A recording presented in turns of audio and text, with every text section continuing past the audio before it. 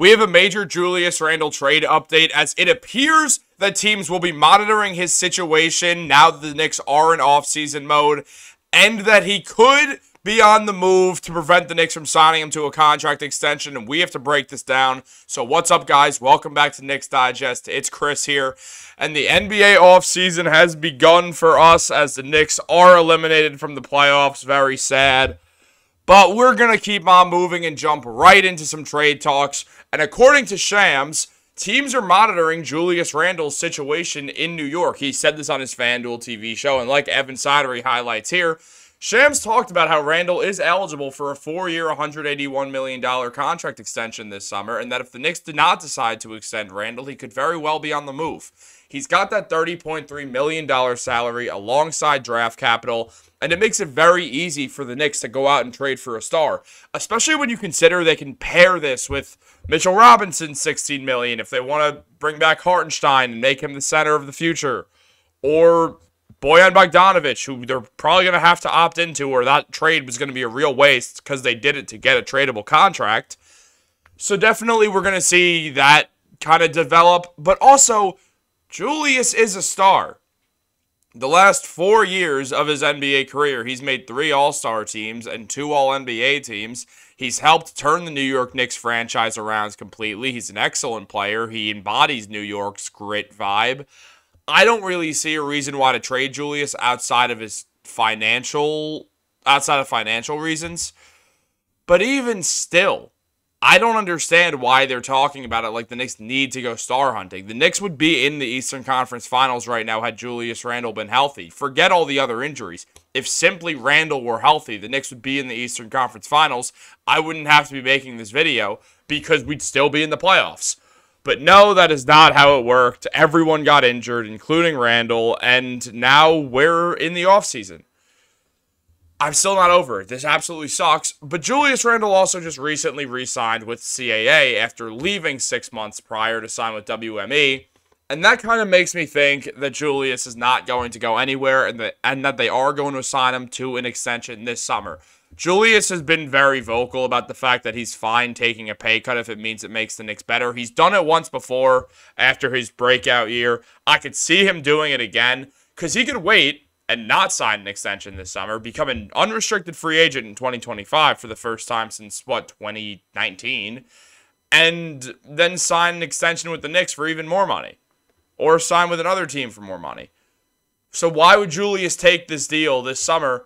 The only reason would be so the Knicks can have more cap flexibility when, one, re-signing Jalen Brunson, and also when you consider re-signing guys down the line like Dante DiVincenzo and Josh Hart in a few years.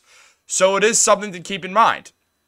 However, I don't think he's going to get traded, and I kind of just think that his contract extension is going to be signed this summer.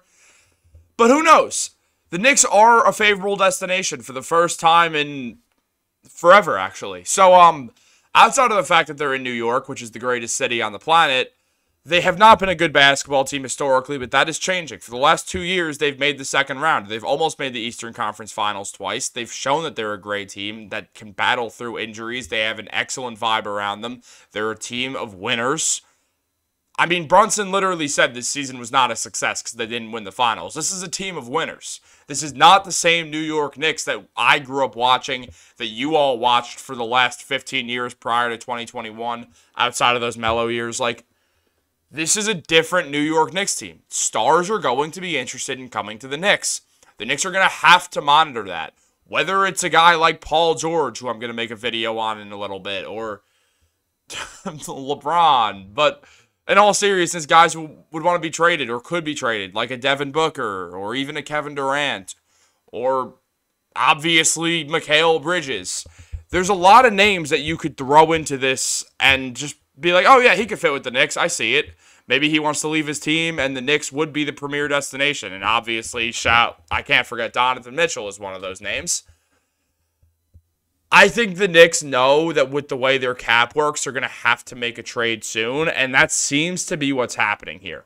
Fred Katz reported today that the Knicks are still targeting this upcoming summer as the time to trade for the next big name. Following the exit of the Eastern Conference semifinals, Randle's become an asset that New York may have to sacrifice in that pursuit. Now, that part was not said by Fred Katz, which is important to know, because if Fred Katz said that, that would be massive. He didn't. That is the Bleacher Report article saying that, just reporting on this. If the Knicks want to go star hunting, they got a few different means to do it. You can use Julius Randle's contract, you could use Mitchell Robinson's and Bojan Bogdanovic's, and even throw in like Deuce or Jericho Sims for a few extra million, and the Obi Toppin $6 million trade exception. The Knicks have ways to make some trades here that doesn't involve trading Julius Randle. Now, if they think that that's the best way to do it, then maybe they will. But I don't know. I think the Knicks are obviously better with Randle, and I think taking a stab at another guy, it would have to be a forward.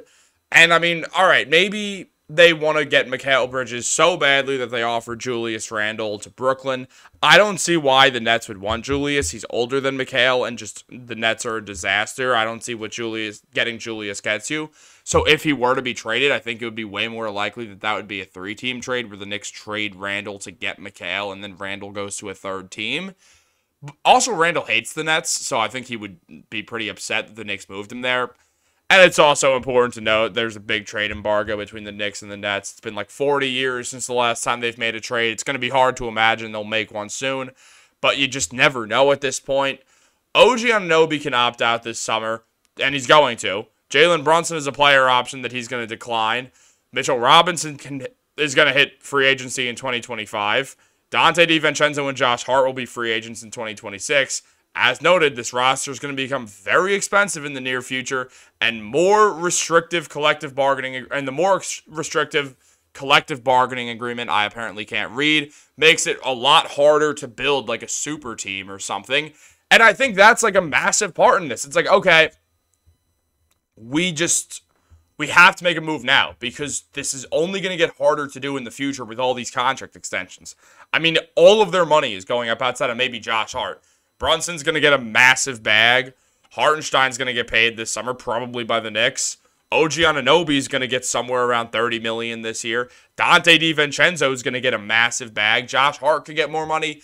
The Knicks have contracts to pay out in the near future. If they want to make this team better and land another star, they have to do it very soon. And by very soon, I mean this summer or next. And even doing it next summer makes things real complicated. So if the Knicks are going to make a massive move for a star, expect it to be this summer. Leon Rose and William Wesley were initially targeting 2022 or 2023 to make a star move. But with the way things kind of went, they deferred. This is the last possible year they can do it before our cap situation gets real messy. So if the Knicks want to do it, they got to do it now. Leave a comment below if you guys think Randle's going to get traded. I just don't see it happening. I mean, if the Knicks are going to trade for someone, I feel like they'd rather pick someone who's going to fit with Brunson and Randle. I mean, maybe I'm wrong, but I just don't expect Julius to get traded off this team, especially right after coming back to CAA. I don't think that makes much sense. I don't really see it happening, but maybe you guys feel differently, so let me know in the comments down below. Thank you guys for watching all season long. It has been a blast to do this. This is my first full New York Knicks season doing Knicks Digest. It is the most fun job in the world, getting to wake up and talk about sports every day in front of a camera. I've seen some guys who have been subscribed and commenting all season long. Shout out to y'all. It's only up from here for both the Knicks and Knicks Digest. I'll catch y'all in the next one. Like, subscribe, all that stuff. Go Knicks.